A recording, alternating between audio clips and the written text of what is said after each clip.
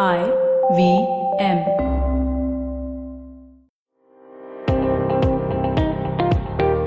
Welcome to All Things Policy, a daily podcast by the Takshashila Institution. We are a bunch of policy nerds based in Bengaluru, and we like bringing fresh perspectives to Indian affairs and Indian perspectives to global affairs. So grab a cup of coffee, sit back, and join us for today's chat. Hello and welcome to All Things Policy. My name is Anirudh Kanisetti. Today I'm joined by three of my colleagues, Pranav RS, Prateek Waghre and Shibani Mehta. And we're going to be diving into a topic that's been a matter of great confusion for me, which is what on earth is cyber warfare and what on earth do we need to be doing about it? But before we begin, a quick public service announcement. If you're looking to transition to a career in public policy, come and study with us at the Takshashila Institution. We offer both graduate and postgraduate programs in public policy, and applications are now open for the upcoming January 2020 cohort. You can visit our website, takshashila.org.in, to find out more. On that note, over to our discussion. So I recently found out that 2019 has reported an all-time high in the number of cybersecurity incidents. And this actually includes like a huge variety of stuff ranging from data breaches to business in operations being interfered with. And I found it quite interesting how while most data leaks tend to be because of negligence, data breaches compromising of industrial secrets, espionage, stuff like that, generally tends to be done by dedicated hackers. And a lot of these hackers are sometimes employed by states, sometimes acting on their own volition, but it feeds into a broader matrix, which, as our listeners know, we're really interested in geostrategy and how various new means of warfare are changing the geopolitical environment. So this really got me thinking about what cyber warfare is. How do states use means in cyberspace to kind of advance their interests? So let's begin with you, Prateek, as a member of our tech policy program. Can you tell us a little bit about big incidences that have happened in cyberspace that seem to have a state behind them? Okay, and before I do that, I just want to go back to the stat you mentioned about cybersecurity, right? And this is a confusing aspect. So when you're looking at the larger cybersecurity umbrella, there are typically four type of actors that one can think of. The first are what are called as script kiddies, which is people just stealing scripts and trying to run known vulnerabilities, mainly for showing off and things like that. The second type is cybercrime actors, which is where there's a clear financial motive. They're going after banks. They're going after maybe data to sell it on a second-hand market or something like that, data black market. The third type is your hacktivist actors, right? These are normally people furthering some kind of political cause. And your fourth type are your nation-backed hackers, right? So we're looking at that last category specifically in today's discussion. Correct. So that's where the cyber warfare angle, comes into it. And cyber warfare, the term itself is fairly controversial. There is a lot of debate over whether it's an appropriate term to use or not. But for the context of today, I think we're basically talking about cyber warfare as nation-state backed hackers who are using computer equipment, using information networks to advance a country's interest, maybe through coercion or other means. So nation-state based actors who are using computer equipment or information networks to advance their nation-state's interests. Yeah. Okay. So I think actually a lot of examples really come to mind, right? So I mean, I think Russia and China have done an awful lot. What examples did you have for us? Yeah, so the earliest example was 2007, 2008 in Estonia, where a number of government websites were taken down for about 2 to 3 weeks. This was one of the first instances of this, and Russia basically did this to see how NATO would respond and whether they would come to Estonia's aid or not. How did they respond? They did not. They did not, and which gave them license to go and do this next year, the following year, to Georgia. Another interesting example that comes to mind is in 2010. America used the Stuxnet malware to basically target Iran's nuclear program, right? And the end goal basically was to slow down their nuclear program.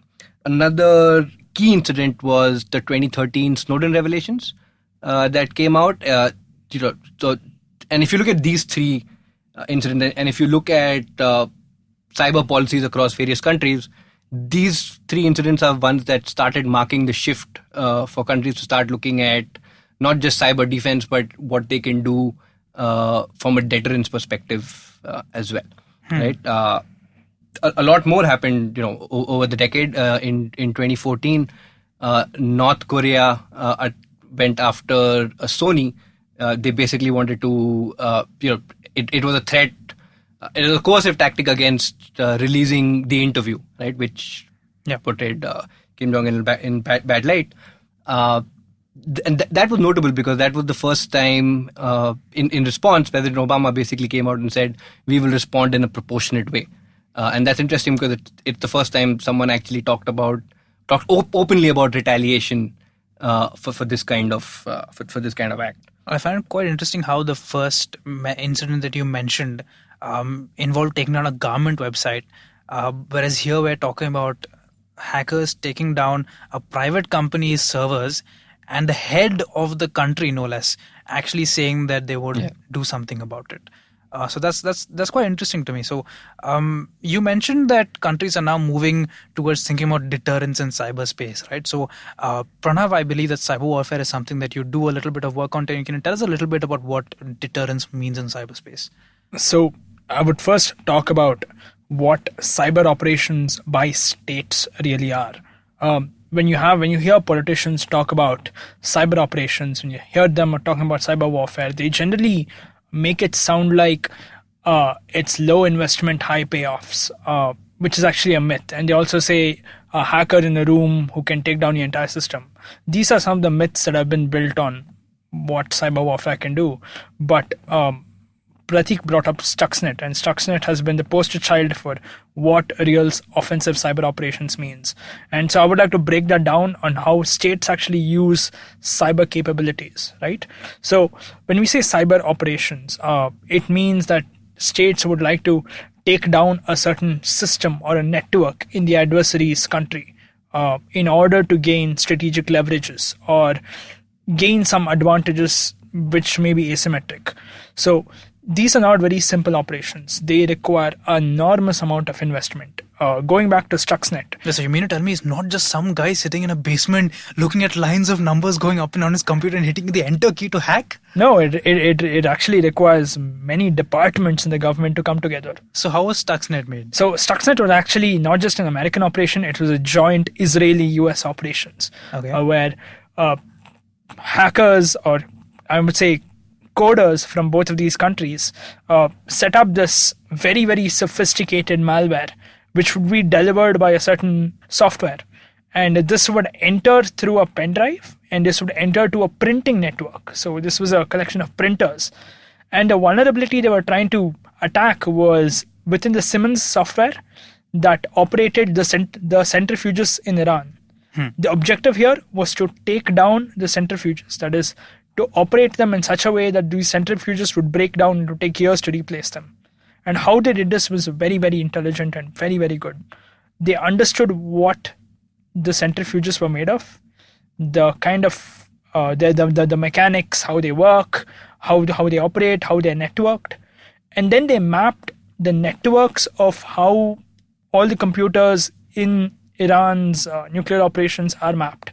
So they mapped everything down. And they made the software in such a way that it can hide itself whenever they're trying to detect it through antiviruses. But then it would slowly spread itself when it detects the right networks. So this network entered to a pen drive. Somebody in the intelligence operations side knew that we can insert this vulnerability into a pen drive, we can keep it somewhere, and this will be put into a certain computer. And then they had this tedious operation of mapping how the malware moves inside the network.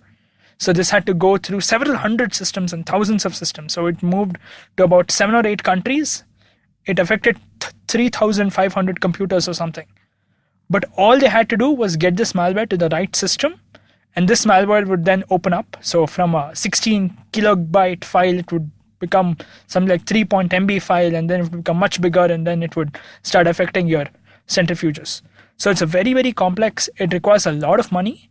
And this is where experts have now started to say that cyber offensive operations cost a lot of money, they're high risk and probably high reward. You can say probably because you can always have a failure to reach the required network and to reach the required system. Why do you say it's risky though? I mean, isn't it difficult to figure out who you've been hacked by?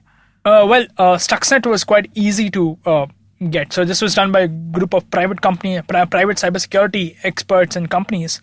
And over 6 months, they figured out fairly from where this malware came from. It was an international effort, private companies, and they fairly figured out how it was made. Over the 10 years, we have sort of become really, really good at cyber forensics. So now countries are fairly able to map out which country they come from. So attribution in the cyberspace, which we always say, oh, it's very difficult to find out. It's not really very difficult to find out. It takes a lot of time, it takes a lot of effort, but it's certainly not impossible. Okay, so let me just try to piece together what you've said, right? So tell me if I'm got any of this wrong. So cyber operations are potentially high reward, but require an immense amount of investment to get the kind of resources you need to do something like that. You have to do major intelligence groundwork. There's a lot of effort involved in monitoring the operation, making sure it succeeds. In a lot of ways, quite similar to a conventional military operation, right? Yes. One difference between conventional operations and cyber operations is that this is a one-time weapon. You are designing your malware for one system. And once it's been detected or once it's been used, it becomes what in the cybersecurity space is known as the zero-day exploit, which is you discover the vulnerability and you know what the solution is. Okay, so you would have to design an entirely new malware to an entirely different kind of network. So it's almost a use it once weapon. So it's like making a gun every time you find this one spot open in the enemy's defense. Okay, let me try to draw this conventional warfare metaphor out a little bit, and it's open to the group. If you guys have any comments, please. So if somebody if there's shelling between India and Pakistan on the border, right? India knows Pakistan has done it. Pakistan knows India has done it. If there's a cyber attack on Indian system, we are obviously going to assume Pakistan has done it, but it takes a lot of effort to kind of attribute that to Pakistan or to a particular group in Pakistan, or to establish a linkage between that group and the Pakistani state, and then decide what these two nation states need to do to kind of combat it, right? So it seems to me like cyberspace broadly is a place that's full of all these threats, where, it seems like there are a few countries that are much, much better placed to exploit cyber vulnerabilities and get away with it than other countries, right?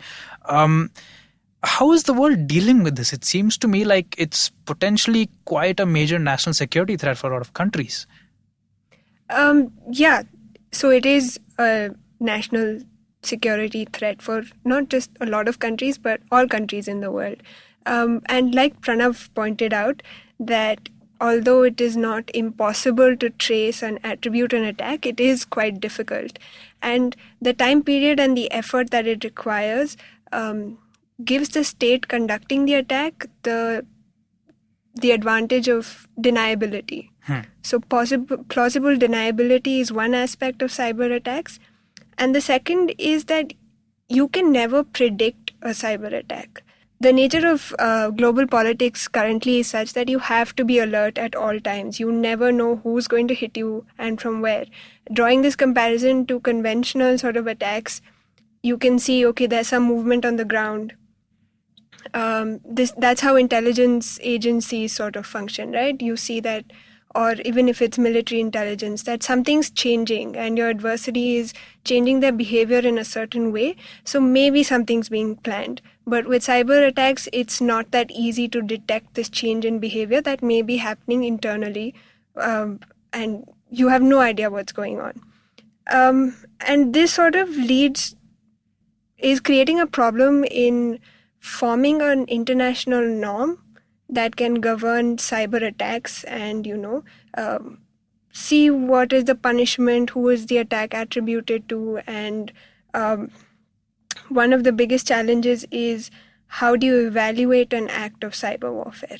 There is no consensus on what cyber warfare is yet. So then how are we going to form the rules to govern actions? So it seems to me like, looking at this thread of norms that you brought up, right?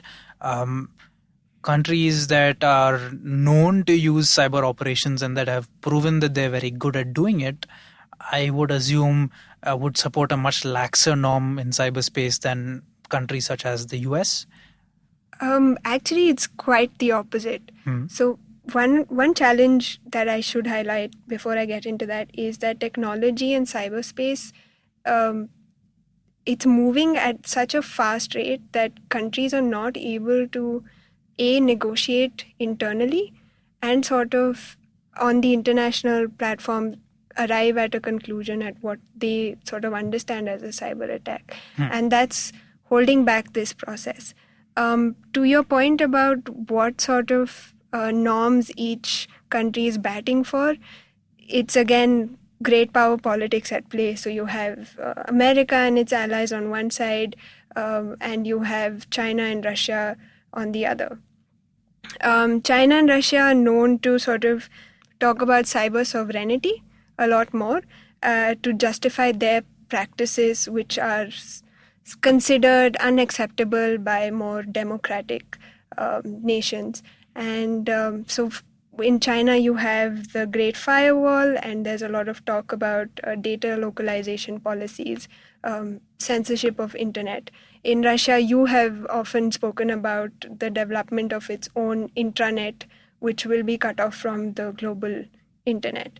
On the opposing side to that, you have US, which is the sort of champion for free internet and net neutrality, asking that any sort of regulation or norm should not hinder the basic rights of citizens. And so that's currently where the debate is at right now. It's quite interesting to, I think, maybe let's break this down a little bit to see why these countries have these particular stances, right? Because cyber sovereignty seems to me like a very nebulous but also a supremely important issue in the decades to come. The question of whether a nation state has absolute control over its own cyberspace or not. As you pointed out, China and Russia believe that the state does and should exercise authority in cyberspace, even if that means censoring their own people or cutting them off from the internet, as our friend Prateek, a former employee of a certain internet company, can definitely attest.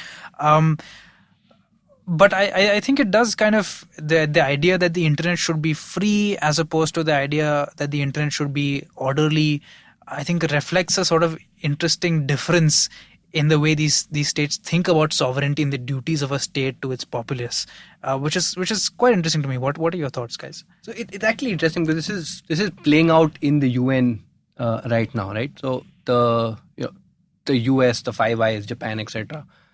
They pushed through one resolution talking about the open internet, free open internet, etc., which passed with, I think, over 100 countries voting for it. On the other side, the Russia, China, sometimes called the axis of cyber sovereignty, rather pejoratively, they pushed another resolution talking about, stressing on the cyber sovereignty aspect, which also had about 90 countries voting for it. India incidentally voted in favor of both proposals. We can come back. We can come back to that. That's interesting. The other thing that sort of separates both these camps also is that the American side of it is trying to say that, look, anything in the cyber realm also can be retrofitted to your international humanitarian laws and how that governs the world. Russia and China, etc., are arguing for new norms, right? And this is playing out, and there are right now two parallel groups under the auspices of the UN, sort of working on different tracks. So it's going to be interesting to see how this plays out over the next couple of years. My rather cynical take on this is both of these are fairly self-serving, right? It's very obvious to see where Russia and China are coming from. The American view also is, while we're talking about a free open internet, they're also doing it from the perspective of them having the freedom to carry out their cyber operations in the way they want to. And also their companies dominating cyberspace the way they do. That's true, but that's also debatable because now we're starting to see China exert a much larger influence in that. In fact, a lot of Chinese companies are shaping the norms for facial recognition at an international level now. So, I think it's not. I think the American hegemony on that it can't be taken for granted anymore. But you're talking about new technology. I'm talking about existing internet companies tend to be like kind of concentrated in Silicon Valley, and they're all in favor of not having data localization, of having as few boundaries to data as possible. Tell me if I'm wrong. To an extent, yes, but over the last few years, again, China has made inroads there. I think the IETF pretty much has one member from China all the time, right? But we've seen that Russia and China are getting better at using these international forums to advance their agendas as well. Fair enough. Shibani? So to Prateek's point about both these camps being self-serving and government sort of looking out for their interest before anything else when it comes to taking a position on this, that's the case that's how norms usually function, right? So a government will aggressively promote its interest at the international stage, and you see that should there be an early adoption of a norm, it makes it more credible. So the minute you see your ally sort of take a position, and I guess that's why India sort of voted both ways, is you're trying to see what the other person's doing and how that's going to benefit you.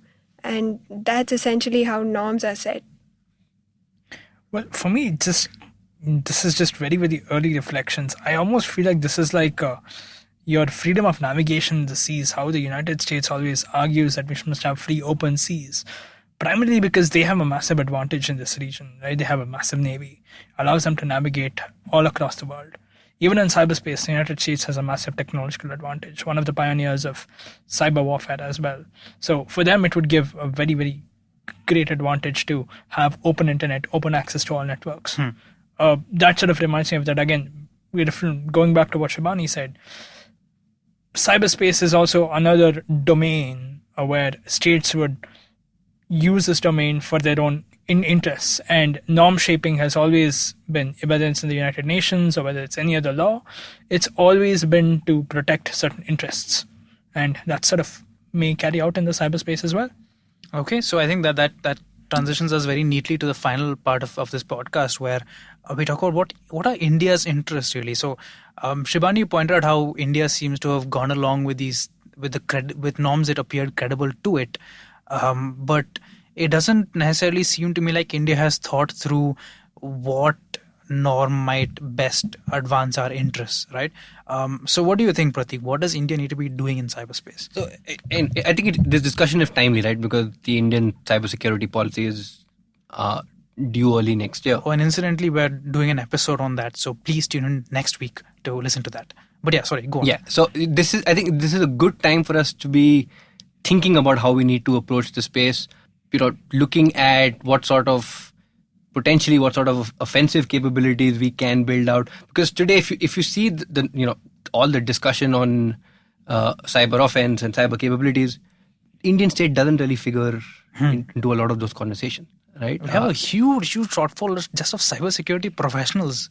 I think the ratio is almost, we fall back by a factor of 10 to 1 in terms of the number of people we actually need. Sorry, go on. Yeah, so in the context of these norms and how they're shaping out, right? There's a couple of things we can do. One is, we continue with the status quo, which is, as we are doing now, voting for both of them to see at what point which one turns out to be more advantageous, and we can align with that. If you look at some of our recent rhetoric on data localization and internet sovereignty, it seems that we're leaning closer to the Chinese and the Russian maxim, but we'll have to see how that plays out, right? A lot of that could also just be posturing. The other thing is, could we look to evolve our own set of norms? Could we champion new norms in this space? Again, that's tricky because historically we struggled to break into the multi-stakeholder model of governance for the internet. A lot of that has been down to a lack of technical expertise getting into these groups like the IETF, ICANN, etc. We sort of struggle to break through into that space. But that's one approach we could take. Another thing we could do is there a way we could start bridging these two parallel camps right now? Maybe we could champion something there, right? So I think it'll be interesting to see. But I think at this point, we'll probably maintain the status quo and play it by ear and see couple of years down the line, which side favors us more? Shibani? If I may add to, sure, it seems like India is going to stick to status quo, but the reason I see a problem with that is a lot of the Indian state's reaction is it's reactive. So the country wants to see what people are sharing with each other on WhatsApp. They're going to shut down the internet if they think it's going to create a problem and things like that. It's very temporary and interim and like a quick fix. Are we really looking long term? Is it part of our national security strategy? Or is there a plan in place to sort of include that into the national security strategy? I think that is something I would like to ask and get answers for. So it seems that broadly the consensus we've arrived at is that India can't afford to just sit around and be reactive in this space. Even though that seems to be the current trajectory as it is with a lot of these high-tech or just broadly multi-stakeholder issues.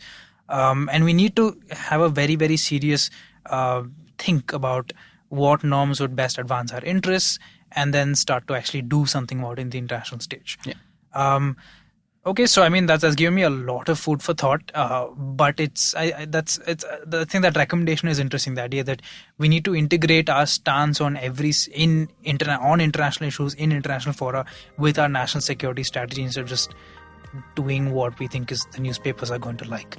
But okay, thank you guys so much for joining me, and thank you for listening to All Things Policy. If you liked our show, don't forget to check out other interesting podcasts on the IVM network. You can tune into them on the IVM Podcast app, ivmpodcast.com, or wherever you listen to your podcasts.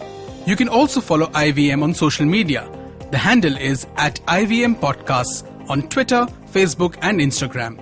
And hey, if you'd like to dive into Takshashila's research on technology, strategy, and economic affairs, check us out at our Twitter handle @TakshashilaINST or our website takshashila.org.in.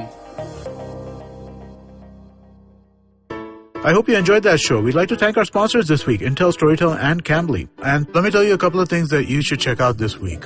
On Football Should Ball, Gaurav, Karthik and Siva talk about Jose Mourinho's return to Old Trafford, the Manchester Derby, and of course FPL.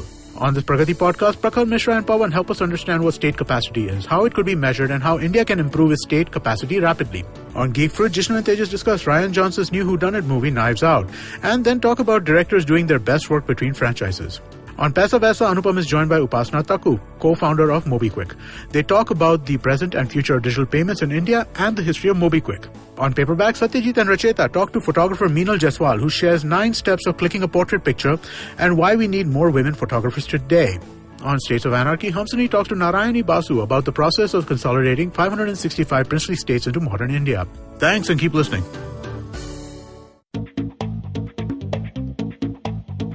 Advertising is dead. Yep, you heard me right. Advertising is dead. We're all in the content business now. Let's not call it news, TV, radio, etc., etc. It's all content, and we're in the middle of this weirdly exciting phase where all the borders and lines that have been drawn over decades has been swept away by this lovely thing called the internet. We're a show where we don't dwell on just the stuff that is now, but rather the wider stuff about advertising, media, content, and the whole goddamn circus surrounding it. Tune in every Tuesday for our weekly unboxing of the mystery box we used to call advertising. I'm Varun Dugirala, co-founder and content chief at The Glitch, and this is my new podcast, Advertising is Dead.